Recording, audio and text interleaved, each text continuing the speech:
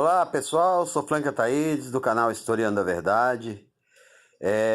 Deixa o like no começo da gravação, porque é o like que nos ajuda a impulsionar, né, para ser indicado como leitura, né, que recomendável, né? E vamos falar hoje sobre ideologia, tá? Ideologia é uma palavra pregada por Marx. Tá? Ele vai dizer o seguinte, que a ideologia são as ideias da classe dominante, né? Em todas as épocas. As ideias dominantes que são a força intelectual, né? E que serve como argumento em todo momento, né?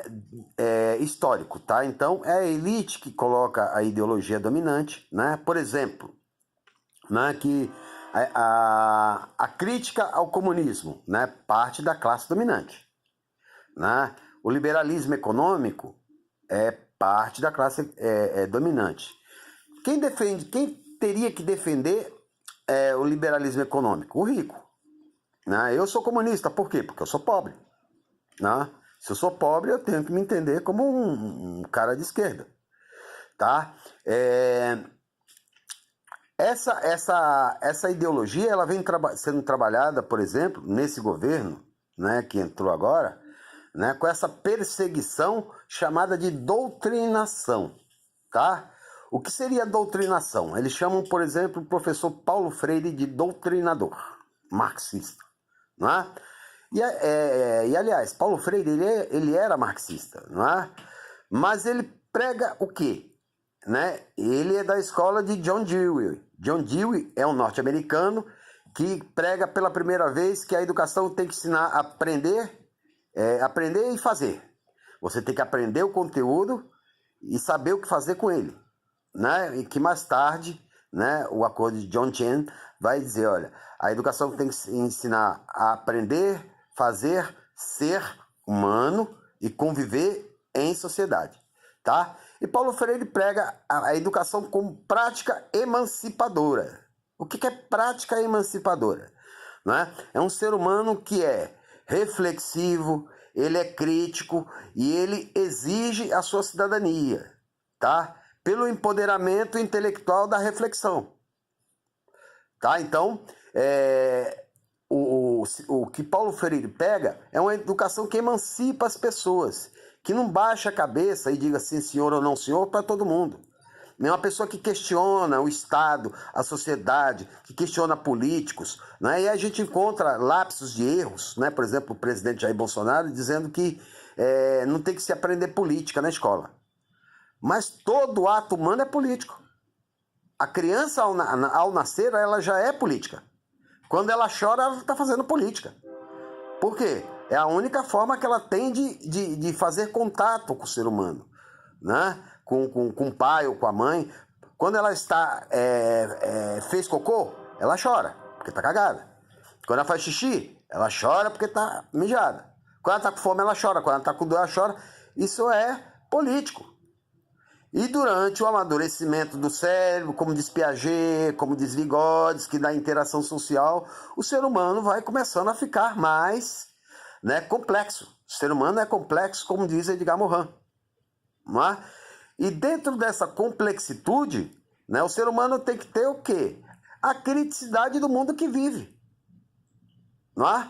O ser humano que Paulo Freire ensina é o ser humano que questiona a política, que questiona a religião. Por exemplo, igrejas que pregam, né, a teoria da prosperidade. Mas o crítico vai olhar para onde está escrito isso no Novo Testamento? Prosperidade. Não é? E a prosperidade que advém da exploração do outro. Não é porque o bilionário, para ficar bilionário, ele coloca milhões de pessoas miseráveis no planeta. O milionário também coloca milhares de pessoas no planeta como miseráveis. Né? Então Paulo Freire ensina tudo isso. Paulo Freire defende o movimento sem terra por quê? Porque existe 1% dos plantadores do Brasil possuem 45% de toda a terra agriculturável. E nós temos uma área do tamanho do Paraná para fazer reforma agrária. E por que eu não seria a favor da reforma agrária? Não é? Paulo Freire é a favor que tivesse mais movimentos. O movimento das pessoas sem amor, sem justiça social, né? Sem emprego, sem educação de qualidade. Né? E aí você pega uma frase de Caio Coppola, por exemplo, que ele fala as 5 pérolas de Paulo Freire. Dentre elas, Paulo Freire diz que a família é o núcleo repressor. É sim. É na família é a família que exerce a autoridade. Ela repreende a criança, o adolescente, e etc, etc, etc. Não é? Toda essa perseguição ao comunismo é que o comunismo prega a prática da libertação do ser humano. Que quer que seja da luta de classes. Através da prática reflexiva, eu observo o mundo e penso hoje, ó, a gente vive em democracia? Não, é mentira. Como na live que eu coloquei sobre Che Guevara, nós vivemos numa ditadura burguesa, que já é exercida desde a Revolução Francesa em 1789. A burguesia quer espaço na aristocracia, tomou o espaço da aristocracia e depois fechou a porta para a classe trabalhadora. A prática reflexiva me permite dizer que o Estado é burguês. Né? O Estado é burguês e ele serve como cerca de arame farpado para a ascensão da classe trabalhadora. Há um status de classe melhor. A gente está acompanhando a todo momento a justiça, ela dando causa, né, ganho de causa, que era para a classe trabalhadora, ela está dando sentença em favor da própria burguesia. Então ela é burguesa. O Estado é burguês. O capitalista é burguês. A minha reflexão me permite que existe sim a mais-valia. Né? Olhem um ônibus, né, um ônibus de transporte comum, em um dia de trabalho, o motorista paga o seu salário. E os outros 29 ficam com o dono da empresa. Isso é mais-valia. Ele está explorando o trabalhador. Né? E paga o mínimo possível. Sempre. Né? A prática reflexiva me diz que patrão não é bonzinho. Patrão não dá aumento de graça. Se não tiver uma luta, uma reivindicação, não tem aumento. A prática reflexiva me faz desmentir o presidente dizendo que empresário é coitadinho. É coitadinho? O dono da Havan comprou um jatinho agora de 200 milhões. Ô, coitado. Né? Quer trocar comigo, dono da Havan? Né? Você fica com o meu salário de professor, eu fico com o seu salário de empresário. A prática reflexiva me diz que esse governo hoje é um governo de direita e é um governo que prega para os ricos. A prática reflexiva me permite dizer que toda a riqueza natural pertence ao povo brasileiro que existe nesse país. E não a tentativa de privatização que leva à concentração da riqueza natural do nosso país a poucas pessoas e um empobrecimento de toda uma nação. A prática reflexiva me diz que a polícia age com mais violência nos bairros carentes do que nos bairros ricos, que ela nunca age com violência.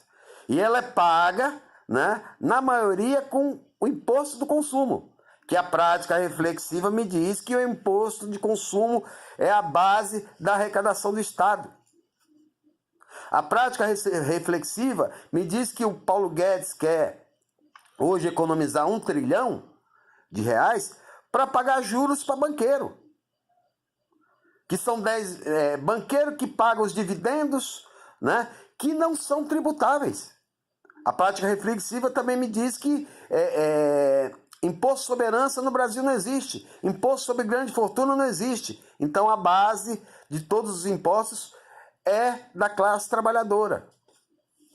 E por fim, a prática reflexiva é uma obrigação da escola. A escola tem que ensinar o aluno a sair crítico e reflexivo, sim, da escola. Ele pode não sair um historiador, um professor de matemática, que ele não vai sair, mas ele tem que sair cidadão, consciente, reflexivo e crítico em relação à sociedade. Porque ele não tem que aceitar a exploração de cabeça abaixada. Ele não tem que dizer sim, senhor, ou não, senhor, quando o mando é um mando que não vai contra as vontades ideológicas ou contra as vontades de pensamento que ele tem. Ok, pessoal? Quem gostou, deixa um like, e assine o canal, ok? Até a próxima.